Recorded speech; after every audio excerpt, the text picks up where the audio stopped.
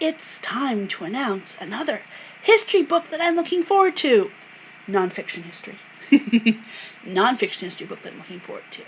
Okay, so this one needs a disclaimer at the end, but first of all, I'm going to announce it and tell you why I'm interested in it and when it's going to be published. So this is The York Princesses, Daughters of Edward IV and Elizabeth Woodville, by Sarah J. Hodder. Hodder? I've watched too much Game of Thrones, so I want to pronounce it that way. If you watch Game of Thrones, you know what I mean. But I'm not entirely sure how it's correctly pronounced. So this is going to be released on May 1st, 2021 in the US. And it might have a different date in the UK. I'm going to check that out now. Let's see. Amazon UK. Am I still recording? Yes, I'm still recording. Okay, so The York Princesses.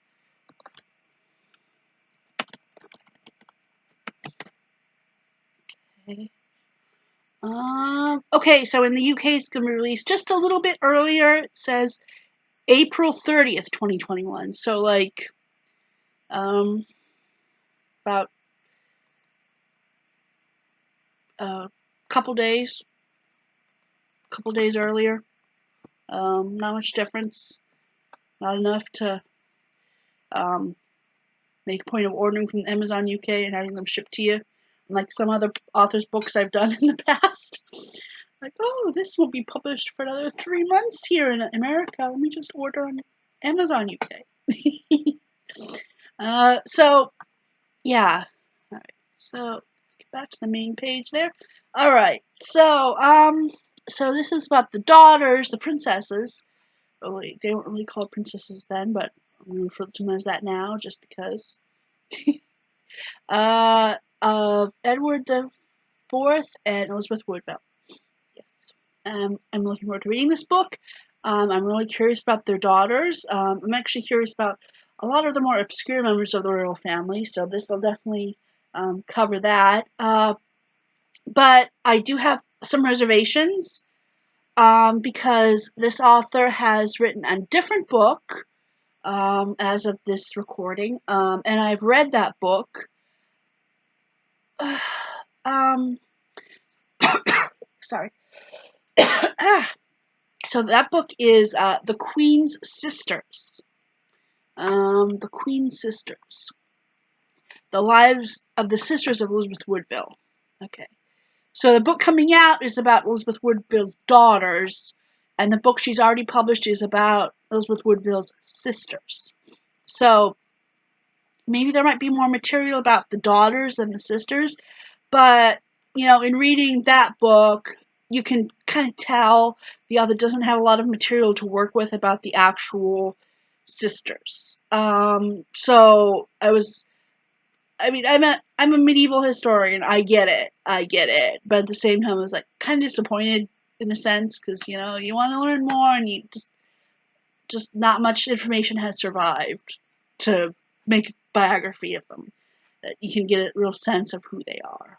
And like some, it's true for a lot of different figures, but some people, some different figures in history are able to come out a little bit more if they're not swamped with all kinds of other data from the time. Just some authors are able to do that. Maybe it's just depending on who the character is. Maybe it's the author, maybe it's a combination of both, but some books I've read, they're able to draw the person out more, even the evidence about them is very sparse. And I did not get the sense of that for this book. I thought, like, there were 6, maybe because there were multiple subjects that they got lost a little bit more. All of them got lost more. Maybe it was just there was too much data about all this other stuff that was just white noise that they got lost. Maybe it was a combination of both. So I'm still really looking forward to the book about the York princesses. Don't get me wrong. I just have my reservations about it. So for that reason, maybe read a couple chapters first before you buy, like at a library or a bookstore if the bookstore allows it, or do a sample on Kindle perhaps. And that's one big reservation.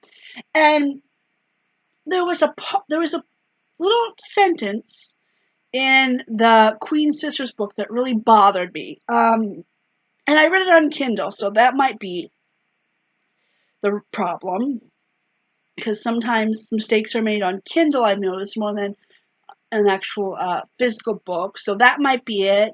It might be a typo. It just bothered me. So I'll read the passage, but I want to say, if you read the York Princesses like I'm going to, just take it with a grain of salt. Don't believe everything is gospel. Verify the facts. If you want to utilize it as a source for another history research project. So verify the facts outside with a different source. So I'm going to read you the passage that bothered me in this. Okay, let's see. Okay. He was noted as being 14 in the year... Sorry. I'm going to read it directly. He was noted as being 14 in 1469. That's the year. 1469 is the year. Again, he was noted as being 14 in 1469 upon the death of his father, giving him a birth date of 1458. Okay. And therefore aged 11 at the time of his marriage, and other sources claim he was only 5 years old when he was betrothed to Mary, placing his birth date in 1461.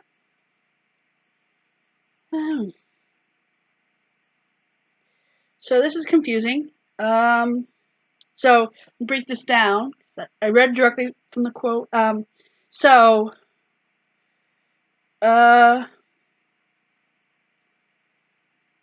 he was 14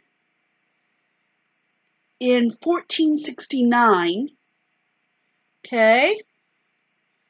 And then in 1458, he was born. It's just a math problem, You're born in 1458, and then you turn 11 years later in 1469. What? So that bothered me. And other sources claim he was only 5 when he was betrothed, placing his birth date in 1461.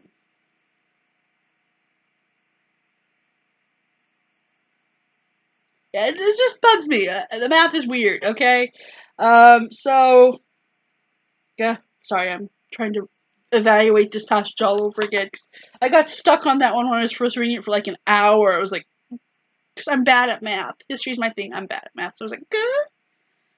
This makes no sense. Why? So, yeah, so that's the reason why to take the second book by that author with a grain of salt. But with all that, I'm still really looking forward to it, because this is the first account of Elizabeth Woodville's daughters as their own biography. Even if it's a joint biography, it's still the first. Aside from, her Elizabeth of York has a lot of her own biographies, but the other daughters don't get much attention historically. So I'm really looking forward to this. Really, really. So, yeah, I might do a book review of it when I read it, when I devour it, and tell you if my worries were justified or not. But all the same, I'm going to read it because I think it's worth it. So there you have it. And I will see you next month with another one. Yeah! Oh, I love history so much. I hope you guys enjoy these videos, and I'll see you next time. Bye.